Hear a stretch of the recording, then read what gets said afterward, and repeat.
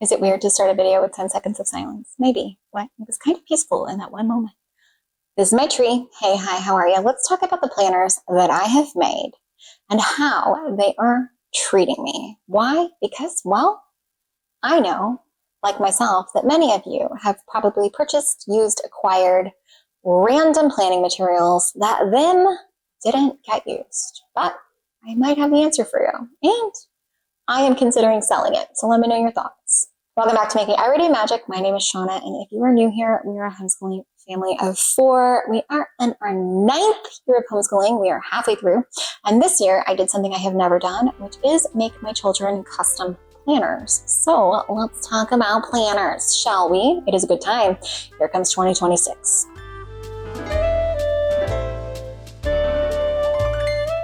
Before we go any further, please scroll down, hit the big red subscribe button, turn on the bell for notifications, and give this video a thumbs up. If you recall, months and months and months ago, I shared with you my planner that I made. I have been all kinds of a planner person. I have looked at homeschool planners and been like, yeah, I don't feel like I would use that in that way. School Nest, love School Nest's homeschool planners. I really do. I just don't homeschool like that. So I've used them before and they worked great. It just wasn't the best for me. I'm not somebody who sits down and lesson plans every week. It's not a thing I'm going to do. I like a lot of flexibility and I like to use things the way I want to use things, which time and time again has led me. You know what? I also used Big Fat Secular Homeschool Planner, but I think they went away. I don't know. But I sat down and I had designed my own planner multiple times, and I've used my own planner and then come back to using something else and then use my own planner because I am evolving. I am an evolutionary person. I am not the same person now that I was 6 months ago. However, that is why I want to give you a little update on how these planner situations are going. If you're unfamiliar, I like to build them in Canva or Photoshop and then print on like a good quality paper. My new favorite thing, and it is still my new favorite thing even this many months later, is disc binding.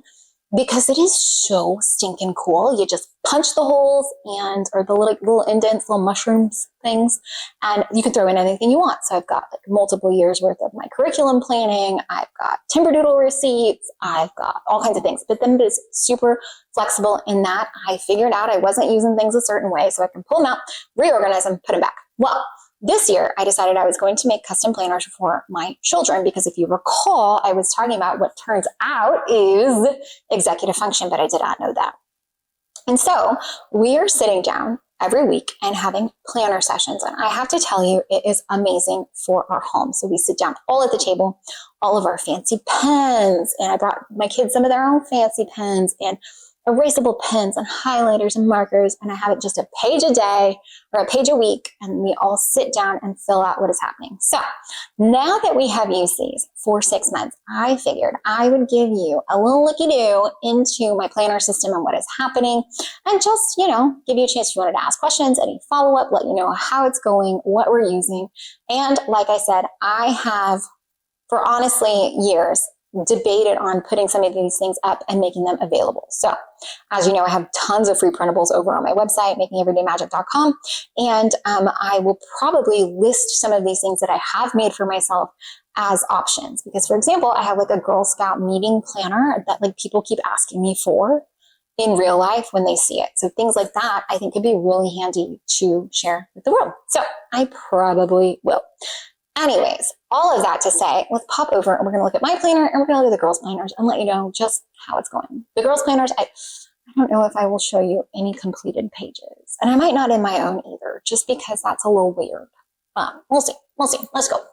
Okay, so we are going to talk about planners, but I'm going to show you what I made, and then I do want to start with just showing you some of the supplies, and I do have them linked on my storefront, but I will try to link them like in this video. So I have been a huge fan in the last year and a half of disc binding, so I have a big disc punch.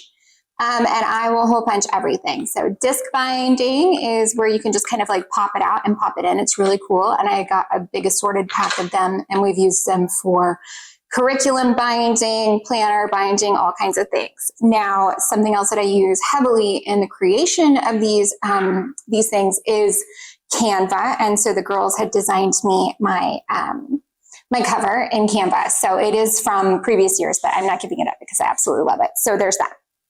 Now, other things that I do, again, really enjoy having kind of like access to is these clear Post-its. The only downside is that they don't work with a lot of my favorite style pens. So I do use a pencil for these clear Post-its. I like the clear Post-its. I do have like flare pens, which I love. I have several different kinds, every kind you can imagine, including the highlighters of the friction pens. And I wound up getting the girls these two because they love to use pens for their schoolwork and planners and things like that. And so therefore it is just best and easiest if they are erasable. So that's the deal. Friction pens are all erasable. And it's really what it is it's heat sensitivity. So that is what is actually making it like disappear. But I like it better than the ones that use like a chemical reaction because sometimes those are hard to rewrite over. Anyway, so I like all these. I will have them all linked. Now, let's talk about what I've actually got going on with my planner situation here. So I've got a front cover that I've laminated. I'll link a laminator as well. A great quote, which is what my big kid found for me. Welcome page. And then I've got some pages, just blank pages, full lines for motivations. As you guys know, I've got calendars, full year calendars. These are, because it's so easy to just disc bind them and like pop it in. As you can see, look at how easy that is. I love it so much. It's so simple. I've got their previous year's kind of curriculum plans here. And then I did have this set up differently, but I did redesign it. So having my month at a glance is really great, especially for content planning. This helps me an absolute ton as I'm gearing up and getting ahead. And then I do have these pages. I think they're in the back at this point because I kind of rearranged how this was set up. But it's full blank for just a brain dump and then goal tracking. So I've started making my list of things I need to do. Now, this is a blank spread. Let me get this over here. This is a blank spread. Now, I like it because I can track my habits. I've got a spot down here for dinners or notes. I can use it like a to-do list with the way that it's set up, but I also can use it like a schedule, like a planner. This little line up here usually gets what homeschool week we're on. I like to throw in a fun quote. And then over here is just options to throw in dates and then just a to-do list. So I do like this file format. It makes me really happy. I've got a spot back here for books I've read, things like that. Now let me show you how I actually use my setup here.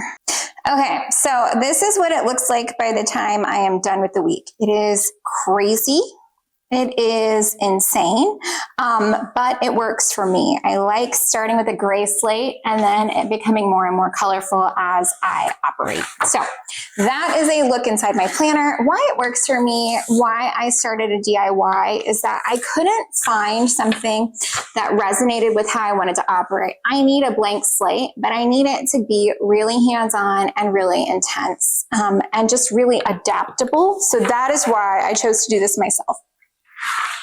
Now let's take a brief look at the planners I made for the girls. So they've had planners in the past, journals in the past, but I needed something that was personalized, and I just made these in Canva, and something that is easily changeable, disc binding, something that was really simple and not overwhelming to kind of get them into a start. Now, I did do curriculum progress so they could check it off, but they have not used it and don't care for it. Okay, we've got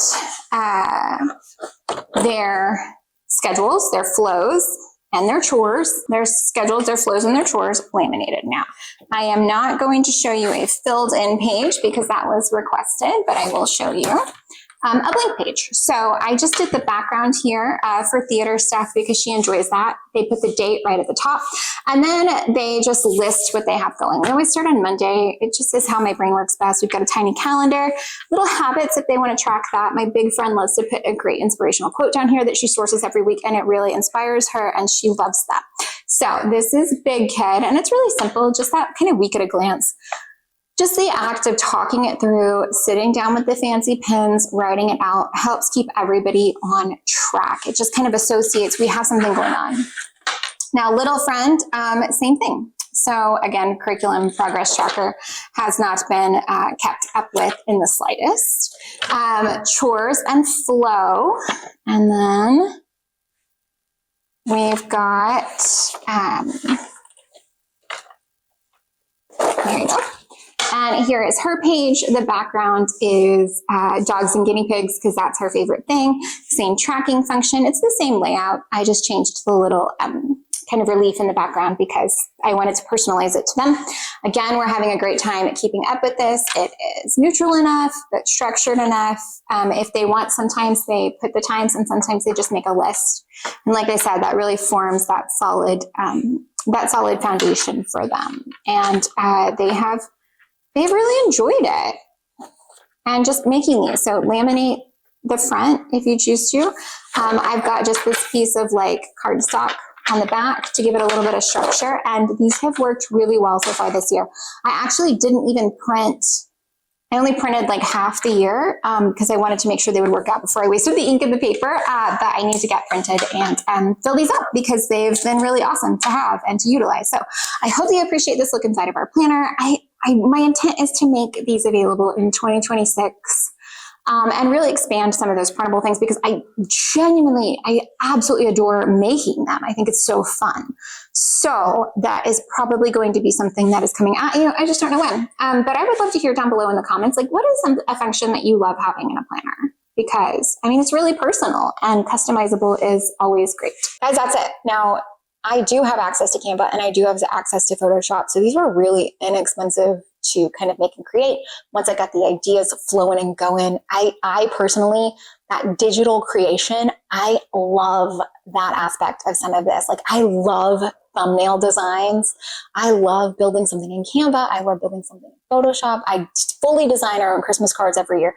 It makes me so happy. I love this kind of aspect of it. Maybe that's something I can translate when my homeschool life is over to something else, is that kind of like digital design. But anyways, I quite enjoy it. So yeah, this is our planners. This is what has worked. This is what has not worked, which mostly has worked, which is glorious because it's just better when things work. Like I know you can feel me on that, but it also makes me feel like I had a really good handle on my kind of end game when I was creating. So that makes me feel like that is really good intention and result, like that kind of like merriment of actual function. Somebody's going to tell me there's a word for that, just like with executive function that I learned about. And it's going to be amazing and revolutionary. So let me know if you know. Anyways, guys, I hope that you found any of this helpful, entertaining, informative. If you did, please scroll down, hit the big red subscribe button, turn on the bell for notifications, and give this video a thumbs up. If nothing else, I hope that this inspired you to get a new set of pens, or try disc binding, or to just start thinking about planning for 2026, or to be inspired to create your own, or to be like, hey, Shanna, you should really shoot that over to me because I need it in my life. Any of that. I just hope it's inspiring. That's it. Yeah. Bye, guys.